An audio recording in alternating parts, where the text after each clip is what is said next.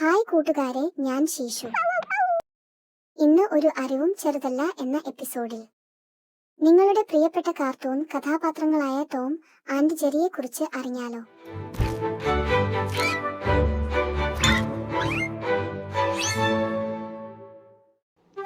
Tom and Jerry ആരാണ് ഇതിനെ ഉണ്ടാക്കിയത്? ഹായ് കൂട്ടുകാരെ, നിങ്ങൾക്ക് ടോം ആൻഡ് ജെറിയെ കുറിച്ച് കൂടുതൽ കാര്യങ്ങൾ അറിയണ്ടേ?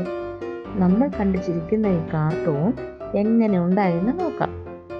ആരാണ് ടോം ആൻഡ് ജെറിയെ ഉണ്ടാക്കിയത്? രണ്ട് മിടുക്കരായ ആളുകളാണ് ടോം ആൻഡ് ജെറി കാർട്ടൂൺ ഉണ്ടാക്കിയത്. അവരുടെ പേരുകൾ വില്യം ഹാന്നയും ജോസഫ് ബാർബറയും എന്നാണ്. അവരെ നമ്മൾ ഹാന്ന ബാർബറ എന്ന് ഒരുമിച്ച് വിളിക്കാറുണ്ട്. അവർ മെട്രോ ഗോൾഡ്വിൻ മേയർ എന്ന വലിയ കമ്പനിക്ക് വേണ്ടിയാണ് ഈ കാർട്ടൂൺ ഉണ്ടാക്കാൻ തുടങ്ങിയത്. എപ്പോഴാണ് ടോം ആൻഡ് ജെറി ആദ്യമായി വന്നത്? ടോം ആൻഡ് ജെറിയുടെ ആദ്യത്തെ കാർട്ടൂൺ 1940 പുറത്തിറങ്ങിയത്. പുസ് ഗെറ്റ്സ് ദി ബ്യൂട്ട് എന്നായിരുന്നു ആ കാർട്ടൂണിന്റെ പേര്. അന്ന് പൂച്ചയ്ക്ക് ടോം എന്നും എലിക്ക് ജെറി എന്നും പേരുണ്ടായിരുന്നില്ല കേട്ടോ.